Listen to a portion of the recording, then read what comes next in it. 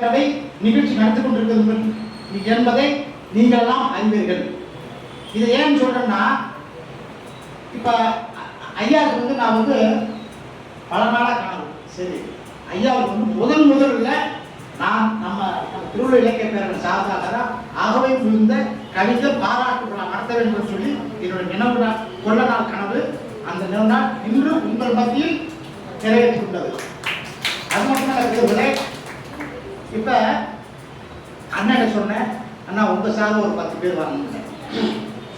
Savitri madam சொன்னேன், அம்மா உங்க சார்பு 10 பேர் வாங்க மாட்டேன். ரவீந்தர் சார்பு சொன்னேன், உங்க சார்பு ஒரு 5 பேர் வாங்க சொன்னேன். ஒவ்வொரு கலைஞர்களுமே அவங்கவுங்கள பேரை போடுறோம், அவங்க மட்டும்தான் வராங்க.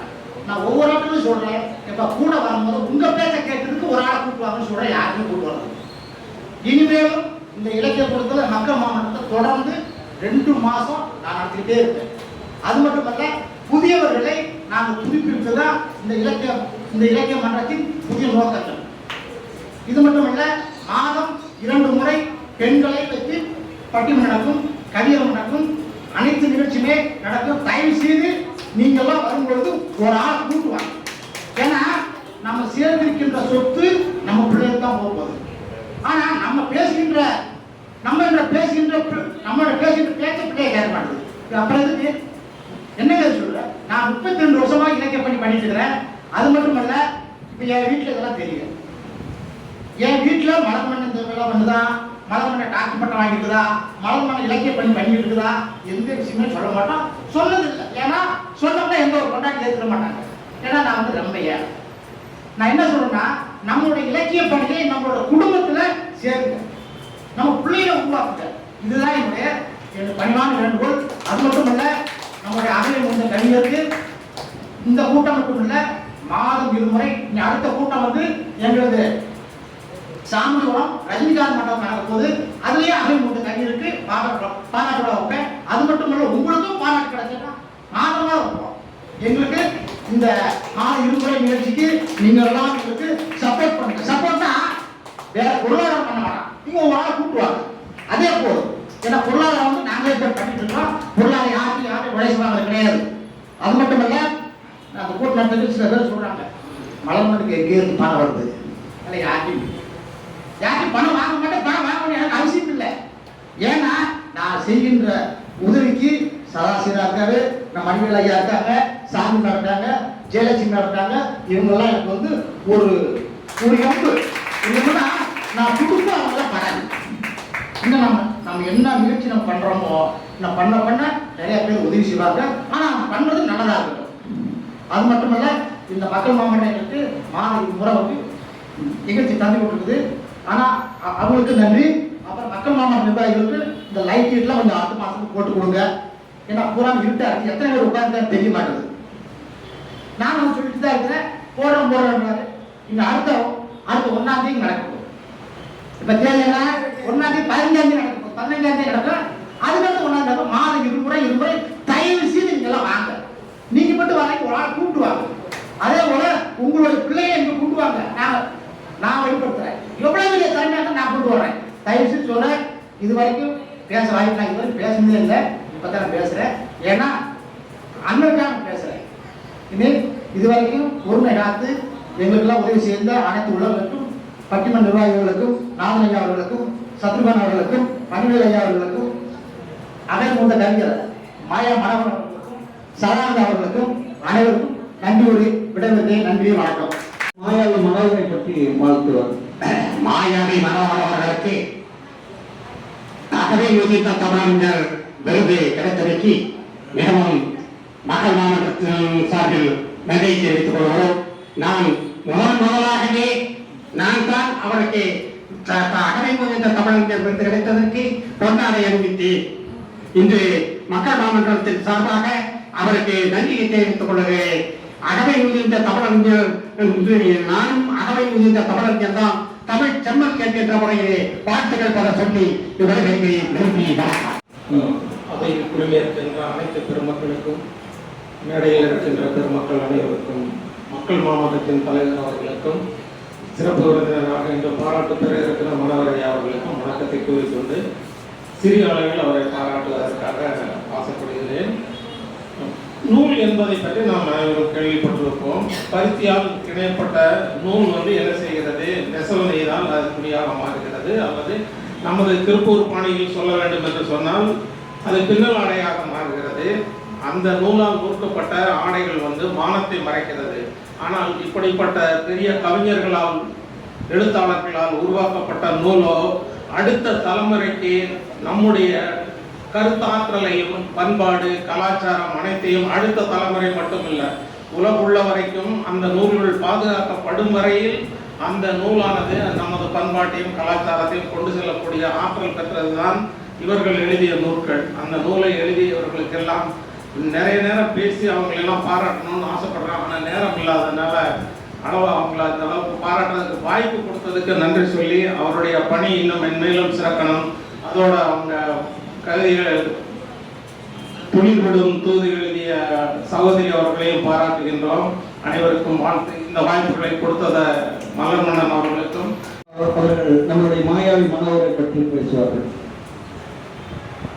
எங்களது திருப்பூர் மக்கள் மாவட்டத்தினுடைய துணை செயலாளர், திருப்பூர் மக்கள் மாவட்டத்திலே எங்களுக்கு ஒரு தூணாக விளங்கிக் கொண்டிருக்கக்கூடிய மனோகர் ஐயா அவர்களை வாழ்த்துகிறேன்.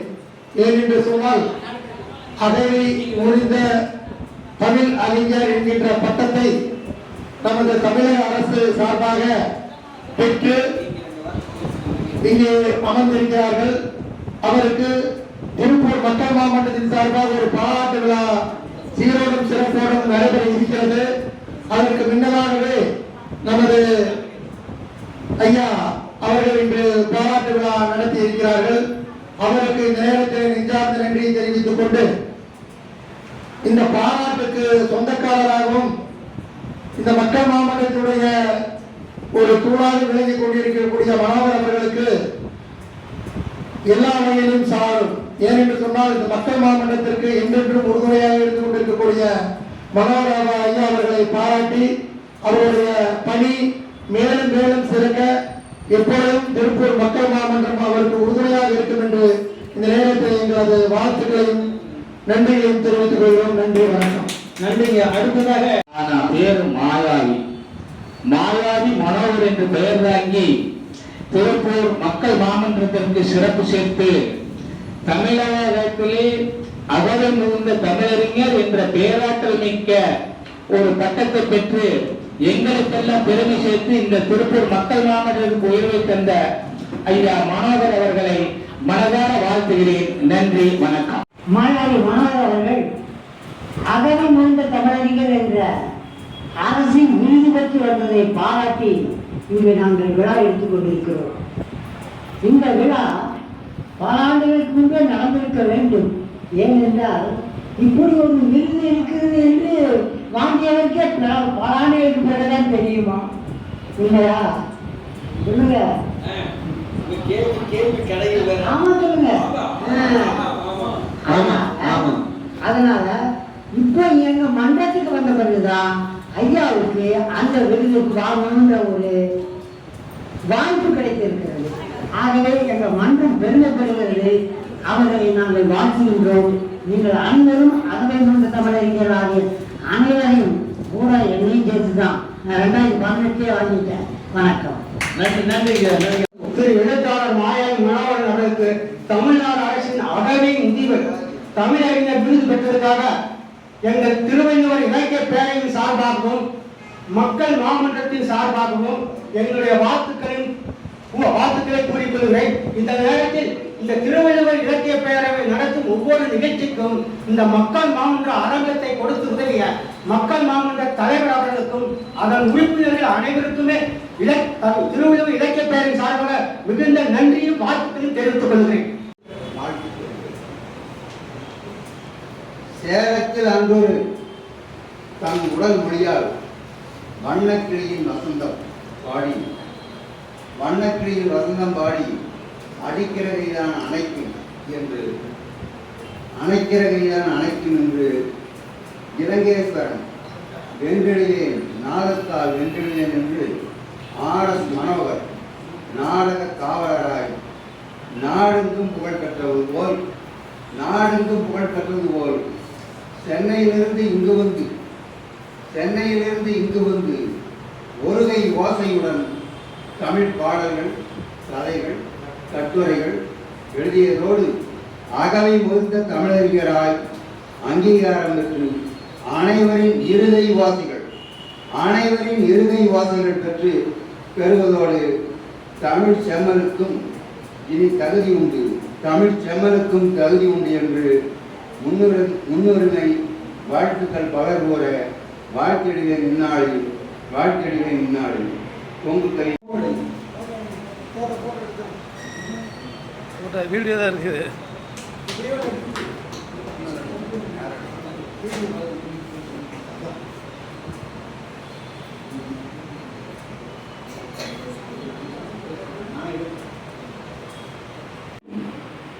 வலுவதற்கானுக்கும் இந்த மன்றத்திலும் நமது நெஞ்சத்திலும் என்றென்று குடியிருக்கும் சிஎஸ்ஐ அவரையை வணங்கி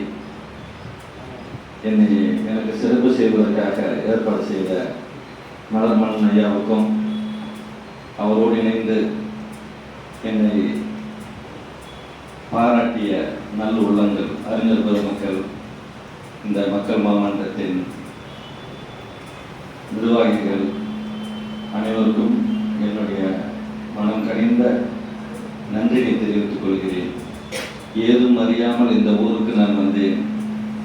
மக்கள் மாமன்றத்திலே நுழைந்தேன். சிஎஸ் ஐயாவின் கண்களை பட்டதால் அகலிகைக்கு விடிவு வந்தது போல எனக்கும் விடிவு வந்தது. எங்கோ எப்படி இருந்திருக்க வேண்டிய நான் சிஎஸ் ஐயாவால் நான் இன்று உருப்பெற்று இருக்கிறேன். அவருடைய நிழலாக இருக்கும் இன்றைய நிர்வாகிகளுக்கு நான் ஒரு உறுதி சொல்கிறேன். என்றென்றும் நான் மக்கள் மாமன்றத்திற்கு என்னால் முடிந்த உதவிகளை செய்து கொண்டே இருப்பேன். இனி வரும் தமிழ் சமூகத்திற்கும் ஒரு நல்ல வழிகாட்டியாக இருப்பேன். நன்மை செய்வதே என் கடமையாகும், நன்றி சொல்வதே என் கண்ணியமாகும், நட்பை வளர்ப்பதே என் லட்சியமாகும். இந்த 3 குறிக்கோளையும் நான் மனிதர்கள் கொண்டு வாழ்ந்து கொண்டிருக்கிறேன். அதையே நான் தொடர்ந்து இந்த மக்கள் மாமன்றத்திற்கு என்றென்றும் நான் கடமைப்பட்டிருக்கிறேன். மீண்டும் ஒருமுறை எனக்கு சிறப்பு செய்த அனைவருக்கும் எனது நன்றியை தெரிவித்துக் கொள்கிறேன். நன்றி, வணக்கம்.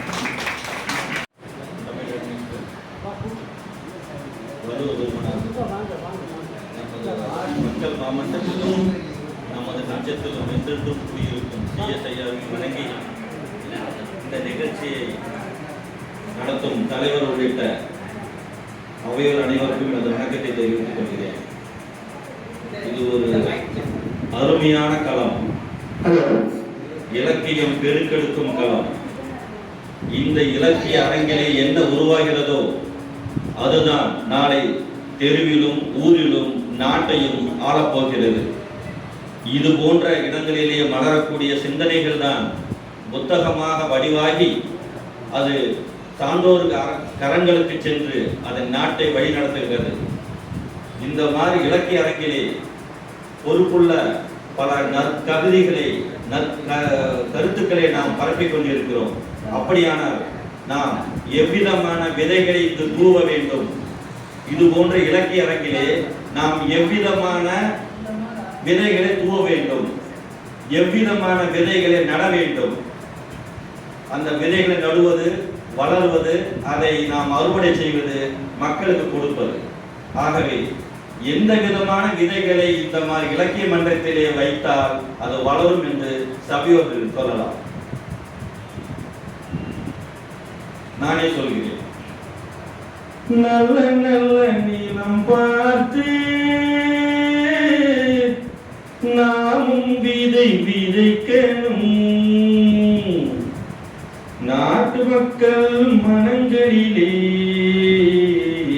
நாணயத்தை வளர்க்கணும். நல்ல நல்ல நீளம் பார்த்து நாமும் விதை விதைக்கணும், நாட்டு மக்கள் மனங்களிலே நாணயத்தை வளர்க்கணும். பள்ளி என்ற நிலங்களிலே கல்விதனை விதைக்கணும்,